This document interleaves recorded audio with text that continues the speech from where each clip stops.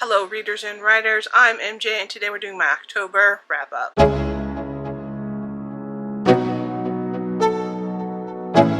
So October was a fairly decent reading month for me. I finished 12 books and had one DNF book. Overall, the majority of the books that I read were between 300 and 499 pages, with 25% being under 300 pages and 8% being 500 plus. I did pretty good with nonfiction, reading 17% of my books as nonfiction this month and 83% as fiction. And my top genre, again this month, was fantasy, followed by LGBTQIA plus books, and YA, science fiction, and horror were all ironically tied for third place. So it was a very interesting reading month for me. I read 58% of my books in print, 25% digitally, and 17% in audio. And since it was October, I did try and do a lot more darker books. So you can go check out all my vlogs. We still have one more horror vlog that is coming out soon. So let's go into the actual individual books that I read. As normal, I will be going based upon the books that I finished first to the books I finished last. But before we do that, let's talk about the book that I ended up DNFing. I ended up DNFing Horrid. This is a book that I had read for a read a first chapter challenge and decided I wanted to give it a shot. I ended up getting to exactly 100 pages before I decided that this was just not a book for me. It's obviously very YA, but to me it was more the inconsistencies in the book that made me decide it wasn't really worth keep reading. They had moved from California to a small town, but somehow this small town had like a Thai restaurant, even though it didn't even have like a real grocery store. And it had mentioned like the mom had not even like managed their checking account, which is why they were in such financial situations to the point where they had to move, across the country. But then the mom got a job doing bookkeeping, and there was just so many of those that piled up. The main character went to school, but like the whole point of her going to school was like not like, it was almost blown over to just get this one point. And there wasn't enough investment into the mystery of the story for me to like put into all the inconsistencies. Also, the narration consistently switched back and forth between calling the parents mom and dad as well as by their first names, and I just thought it was really weird. For the most part, they're referenced by their first names, but then eventually every once in a while it'd be like mom and dad, and I don't know, I just thought that was awkward. And it was just all these things just piled up to the point I was like, this just is not the book for me. So the first book I finished this month is The Sunlet Man by Brandon Sanderson. This is the last of the secret novel books, and is a Cosmere novel that interacts with our characters that we find in the Stormlight Archive series. And I think this is written to be a prequel, so you don't have to read the other series. But I honestly, if I wasn't caught up, I don't think I would have like understood it. But as it was, I kept like trying to figure out why I wasn't like placing characters correctly. And I'm not like a huge fandom of the Starlight series. I've read them, but I haven't like obsessed over them, and I think that someone who is obsessed over the series would like fall into place readily, but people like me who just enjoy them, it definitely took a little bit to figure out where I was. The cover though is stunning.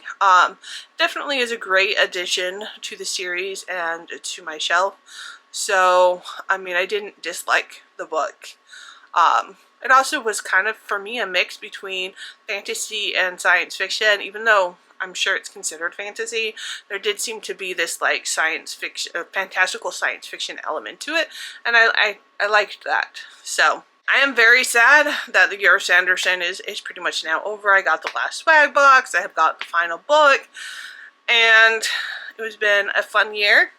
But yeah, and I'm sad to see it end. Then I picked up Ray Bradbury's From the Dust Returned, and this was a great book for the spooky season in the sense of it is in regards to like this dark kind of like vampiric family, but it was a horrible book. The way consent was treated in this book was disgusting, and just the way the characters were talked about. I have a whole vlog where I kind of go into a bigger rant. This book was originally written in the 1940s, if I remember correctly, and then Ray Bradbury helped produce it again, when it was actually published in the 2000s. But no revisions were actually made to the parts of it that were problematic, and so it's really sad to see that Ray Bradbury as a person hadn't actually grown in those 60 years, and makes me very hesitant to ever pick up anything he's ever written. I remember in middle school being told that he was the gold standard of science fiction, and there is still so many of his books, but honestly, even Fahrenheit 451, I don't agree with the ending of the story. So, and after finding how problematic Ray Bradbury's beliefs are of women, I think I'm kind of done with him as an author, to be honest.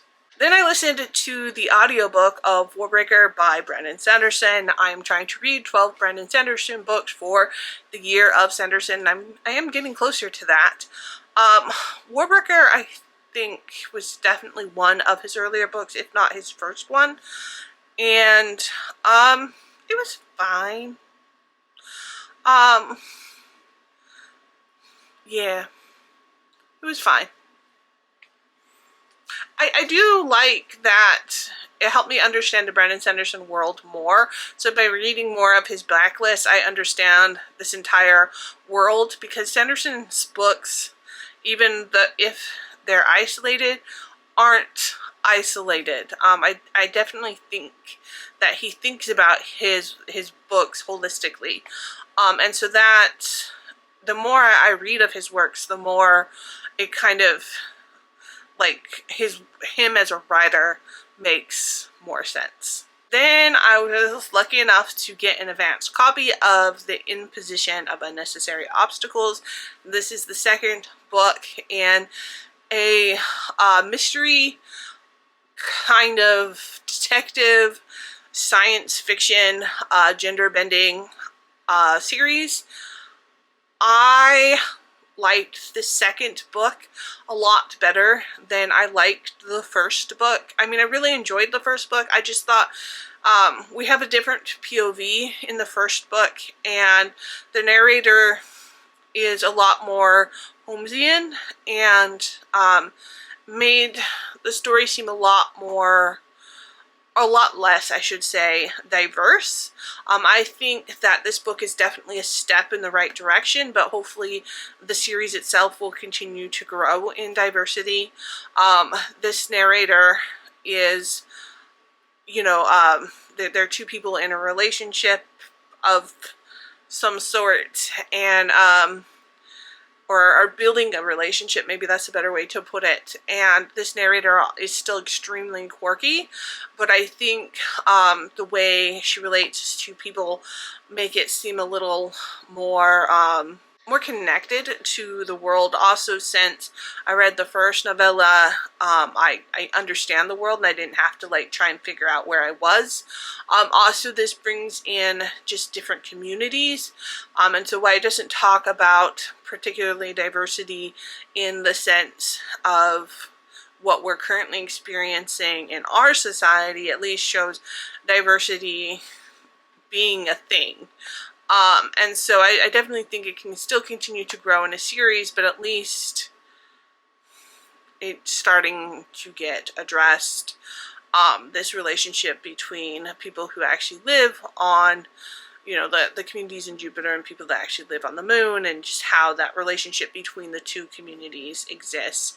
And it's talked about. And it is a queer normative world, so that's really cool. And I really am excited to see where this series continues to go.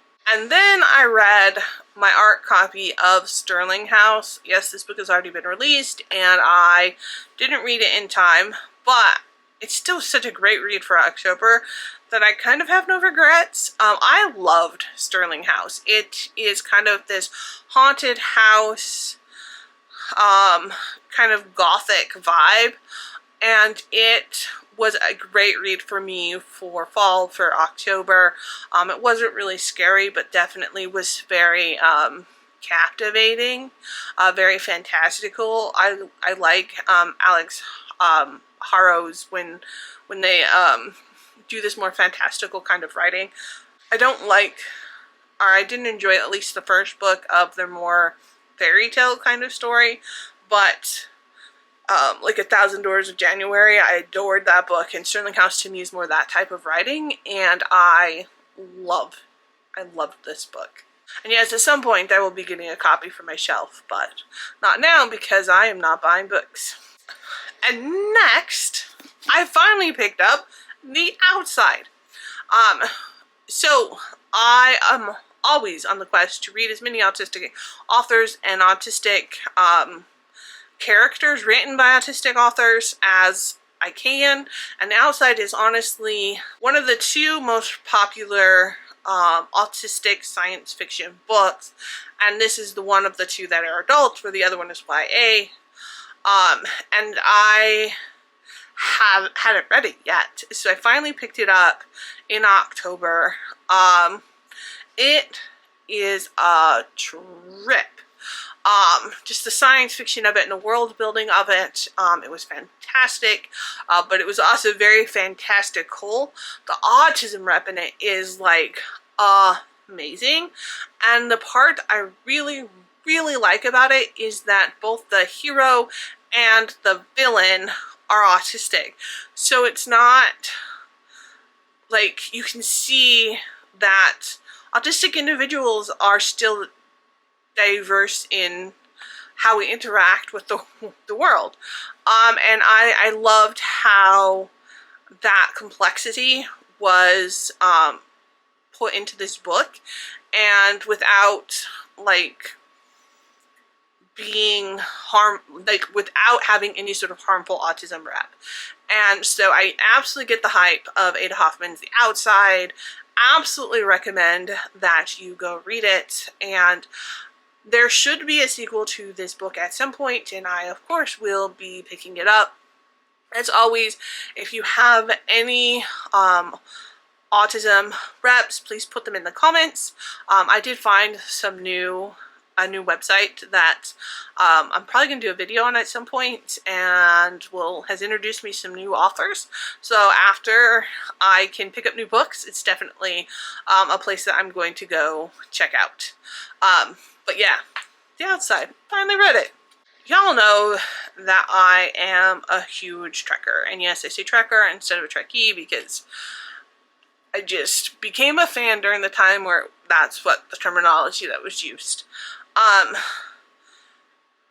Star Trek was my autism obsession for very many years, and I literally can say it saved my life during my adolescence, and I know I'm not unique in that. And as an adult, there's been a lot of coming to terms with, like, that it's okay that I still love Star Trek. And also knowing that there is a separation between the art and the artist, not in a harmful sense, just in the sense of personality and people. So respecting the artists, the actors, for who they are as people, as well as the art and their contribution to Star Trek. All of that to preface with, I read the autobiography of Patrick Stewart, Making It So. Patrick Stewart played Jean-Luc Picard. It's one of his most predominant roles. Obviously, he also went on to play Xavier, Professor X. Also, you know, his love of Shakespeare and his Shakespearean training was well known to me even when I was young watching Star Trek, and I adore his retelling of The Christmas Carol of Charles Dickens. I listened to it repeatedly when I still had the CD. I don't know what happened to it, and still listen to it. And it's difficult when you're reading a memoir because you're reading somebody's life and you can't really rate somebody's life. So the writing of this book is spectacular. Patrick Stewart is definitely a storyteller. It was very interesting to understand where he came from and how he made his way through his journey. Also, how concerned he was with making his name, which, you know, honestly I can relate to. I think most artists want to be known for their art. What I think Patrick Stewart had an appreciation for Star Trek because it did make him famous. And so you can definitely see that appreciation from that. But there's very, very limited topics about the show itself. I mean, it is in there. It was definitely a part of his life, but definitely is not a huge part of his memoir, even though he did title it Making It So. And I think when you have actors that are known for a specific series, obviously they don't want that to exclusively be what they're known for, so I get that. But then also, sometimes you read things about people that have been instrumental in your life and you don't like it. And honestly, there was a lot of that in this memoir. So I'm very conflicted about it. And I will always appreciate Patrick Stewart for his role in Star Trek and for what that gave me. But this book was very complicated for me. There are things that I'm not okay with as a person, and so I can't just be like, oh, brush it off to the way that some actions seem to have been, or brushed off when they were being portrayed. And I do not respect that. Anyways, it's very complicated, again, to talk about a memoir because you can't, like, it's rating somebody's life, and that doesn't seem justified. So the next book I read is an indie book, Lucky Penny. It's a YA thriller book that was released by somebody that, you know, obviously I have become acquainted with through, you know, social media and writing.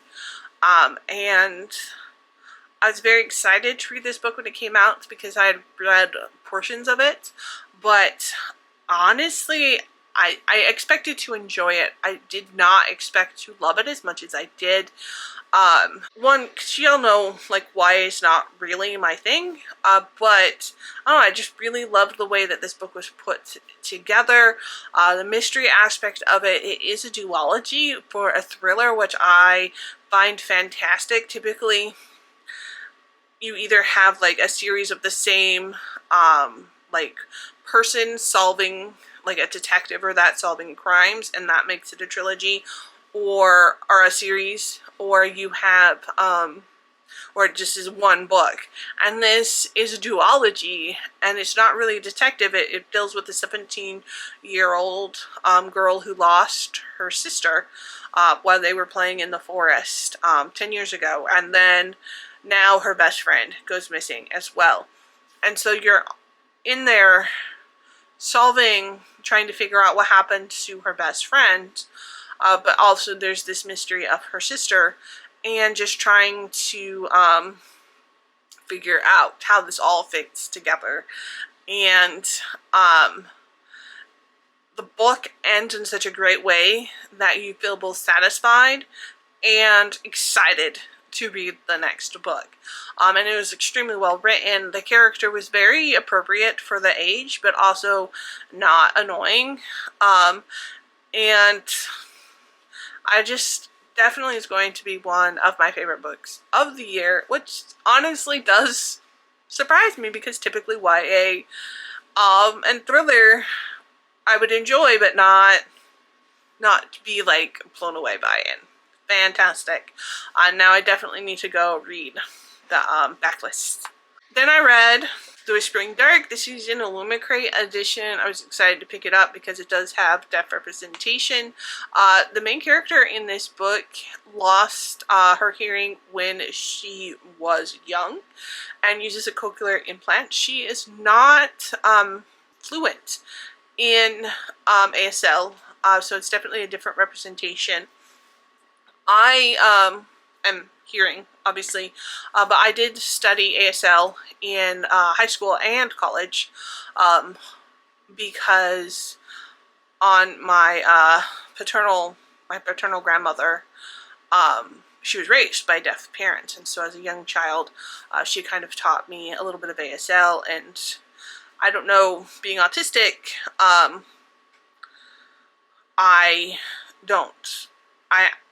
being my version of autistic, it's different for everyone. I have a very hard time learning other languages, and so I definitely connected more with ASL.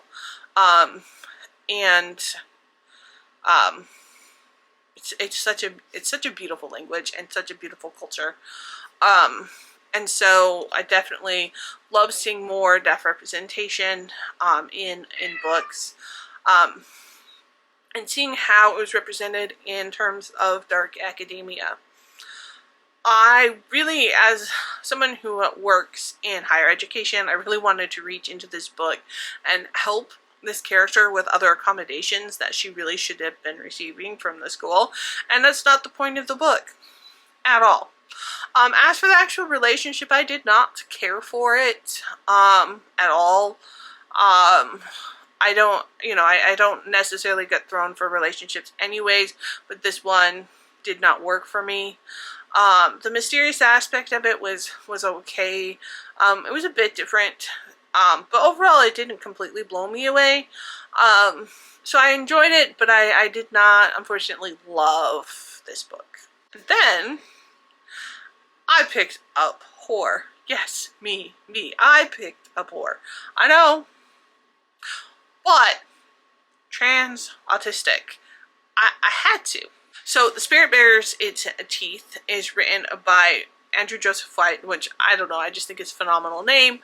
And he is a trans autistic author, and this book features a trans autistic main character.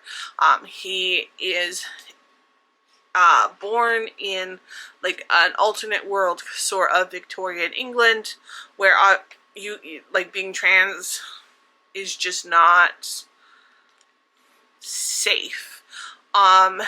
In addition, he's born with violet eyes, and in this world, violet eyes means you can commune with spirits, but only men are allowed to like use this power. Women are considered too weak, and since he's seen as a woman, he is pushed into a women's boarding school, which is really a house of horror. And I adored the representation for this. There is definitely dark elements to the book, but I thought they were described in such a way that if you're kind of more squeamish like me, it wasn't too overdone. but was still definitely emphasized the horror aspect of it. But mostly, honestly, it was the rap, both for the main character as well as his fiance, who is also trans, which is fantastic. I loved the ending. I'm not sure if it's set up for a sequel.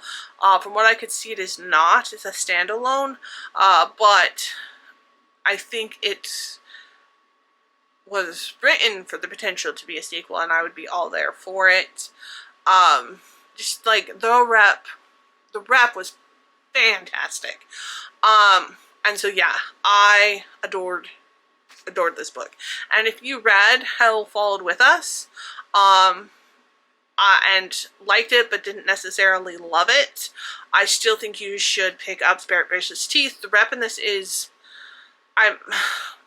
better, honestly. I'll go into more why when I do the review for Hell Followed With Us. But I think definitely the maturity as a writer, and just less shock factor, honestly. But yeah, phenomenal book. So my other nonfiction books that I read via audiobook, and it's How to Die in Space. And this is a nonfiction physics book that's told from the perspective of if you were a space traveler, and like all the different hazards that would happen in space.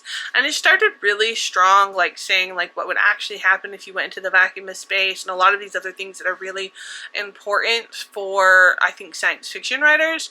And it mostly kept that theme throughout the book, but it really went into, I don't know, a lot of physics that I've already read about. So the how it was told is more novel than the what it was told. But I do think that this is a good book to have as a reference point if you are a science fiction writer. I definitely see I will be going back to it. If I write about specific points in space, I'll go check in those chapters and read through them. But I really do wish it was more focused on, like, okay, so it's written as if you were actually a space traveler going through space, and that narration itself is really cool. But then it gets into some very fantastical situations that wouldn't actually happen if you were going through space, but that's to explain like these other broader astrological phenomenon. And so while that's great, I did miss it being a little bit more practical, at least as a science fiction writer. But it was still an interesting read. I was afraid it would actually cause my anxiety to flare up, but not overall, because it really just went into more broad aspects. It did not. But yeah, so it was a good read, but and if you are a science fiction writer, then definitely picking it up would not be a bad thing. But if you read a lot of physics, then I don't know if it will necessarily add anything more to it. And then my last book of October is Hell Followed With Us, and then this is the first book written by Andrew Joseph White. Hell Followed With Us has a trans main character who lived in a cult at the end of the world, after the apocalypse, basically. But the apocalypse was caused by this cult, and he escapes and meets up with a group of queer kids, and one of the queer kids is autistic. So there is autism rep and there is trans rep, but they are in separate individuals, and the narration is primarily told through the trans main character. There are a few chapters from the autistic main character, but for autism rep itself, even though the author is autistic, I would not say get this book for the autism rep. The autistic main character really has a hard time with his autism, and masks to a very strong degree, and how that is presented is valid, but also I think needs to be deconstructed and never was in this book. However, I think the author himself deconstructed it in The Spirit Bears Its Teeth, and I think that's why I enjoyed that rep so much more, because there still is this like conflict between masking and not masking, but it's not all put on the autistic individual, where in Hell Followed With Us it is all put onto the autistic character and it's never questioned. And I, as an autistic person, understand where that's coming from, but it causes me concern for non-autistic readers reading it. Still completely valid, and definitely worth reading. But if you're picking up a book specifically for the autistic representation, Spirit Bears Its Teeth is definitely stronger for that, where this just has great trans representation and does have autistic representation. It's also gory. I read that in a lot of the reviews. It really is. It definitely is not as strong a book as The Spirit Bears Its Teeth. I mean, I'm glad I did pick it up, and I will be keeping it on my shelf because I really respect this author and want to see his continued journey, but I'm not sure I would actually pick this one up to reread it. There's a lot in it, so do be aware of like pretty much any possible trigger that you could think of in regards to the apocalypse, being trans, and being autistic, and it's pretty much in this book. So be aware of that before you decide to pick it up. Also, extreme gore, death, violence, all of it. I still am glad that I did decide to read it, though, but it was a lot. So there's my October reads. Any of these books that you want to read, any that you have a different opinion on than me.